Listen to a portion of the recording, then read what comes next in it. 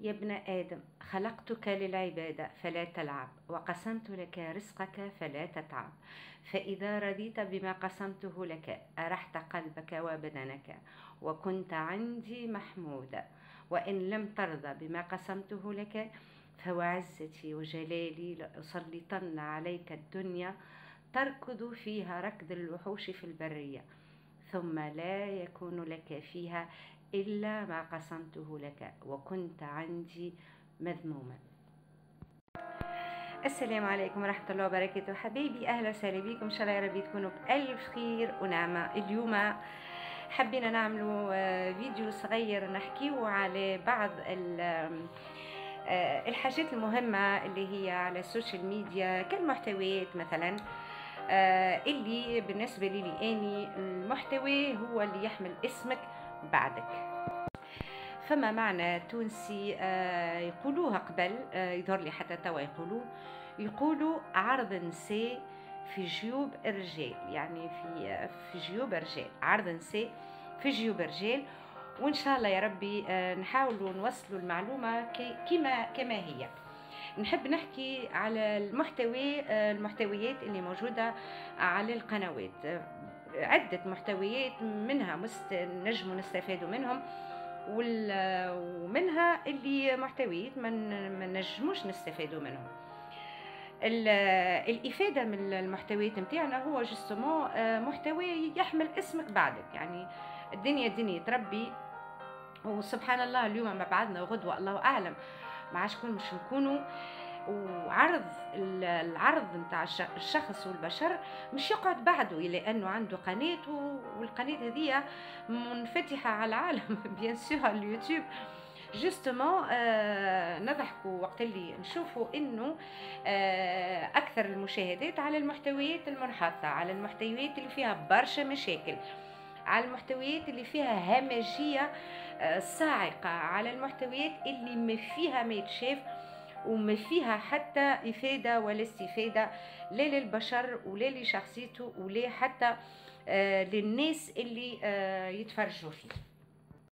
الكلام هذا الناس الكل تقول فيه بيان سور، واني واحده من الناس نقوله، وحتى نوهت عليه قناه مواضيع وافكار مع ايمان. دونك القنوات اللي قاعدين الناس تتبع فيها، والمحتويات اللي قاعده الناس تتبع فيها محتويات تافهه واكثر من تافهه، كسسوا في الماكله، كسسوا في المشاكل نتاع البيوت الشخصيه، كسسوا في الكذب والنفاق، كسسوا في محتوى مغلوط يعني.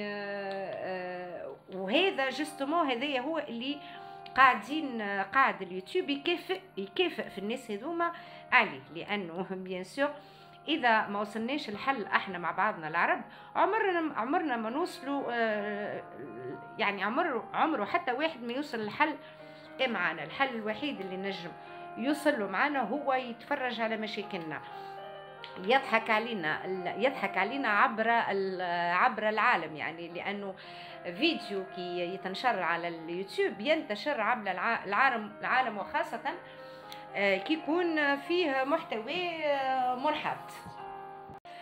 كنت نتبع في سيدة من سنتين تقريبا، والسيدة هذه كانت تعمل في روتين يومي، طبخات وحاجات يعني متاع كوجينة، والناس ما تدخل لهاش وهي بالحق محتاجة، خاطر الإنسان المحتاج معروف، الناس ولات تاجر بالإعاقة متاعها، تاجر بالدين باش يوصلوا لمبتغاهم. الآية القرآنية اللي صدق الله العظيم، حديث قدسي اللي يتقال في احترموا الناس، احترموا المتابعين متاعكم، احترموا الفقراء منهم قبل الأغنياء، احترموا الأطفال اللي يتفرجوا عليكم، احترموا ليزادوليسون، يعني الجناس اللي طالع جديد، يعني اعطيوهم فكره واعطيوهم عبره. يعني نورمالمون القنوات يلزمها تعطي عبره، يلزمها تعطي محتوى يربي، يعلم، يثقف، يعطي فكره، يعطي معلومه،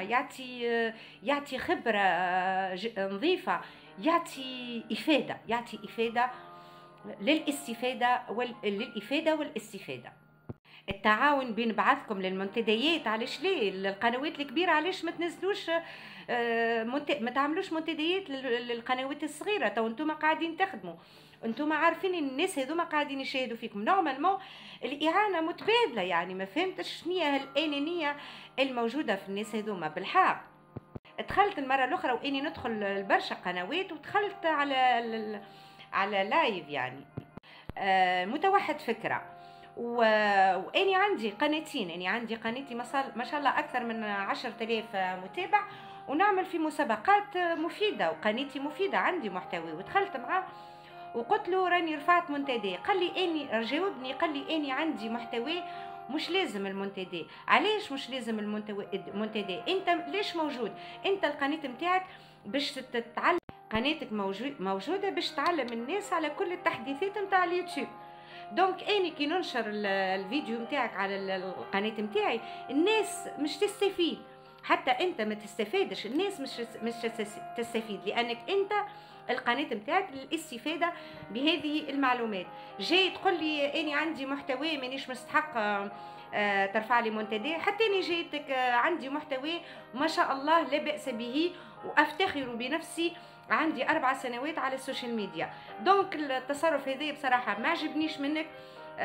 تسمى شويه عنصريه، لانه لو انت طلبت، لو انت زاد تعاون، حتى انت زاد يلزمك تعاون الناس وترفع زاد منتديات للناس اللي يشوفوك، خاطر الناس اللي قاعدين يشوفوا فيك واللي يتبعوا فيك كلهم عندهم قنوات. دونك هذا سي فالابل بور تو الموند. الناس الكل قاعده تخدم على كسوا محتوى نظيف او خايب، كل واحد يتبع المحتوى اللي يحب عليه. وان شاء الله يا ربي هالفكره الخامجه هذه والفكره البذيئه على المحتويات المنحطه اللي قاعده طالعه اكثر من اللازم، ولكن نقعدوا ونظلوا احنا الناجحين اكثر منهم، ناجحين بالمعلومات نتاعنا اللي نخليوها، اللي باش نخليوها بعدنا، اللي الناس باش تستفاد منها وترحم علينا بها بعدنا. هذا هو اللي حبيت نقوله في هذا الموضوع، موضوع المحتويات اللي بصراحه توتفاسون غاطه على الناس الكل. المحتويات المنحطه غاطه على الناس.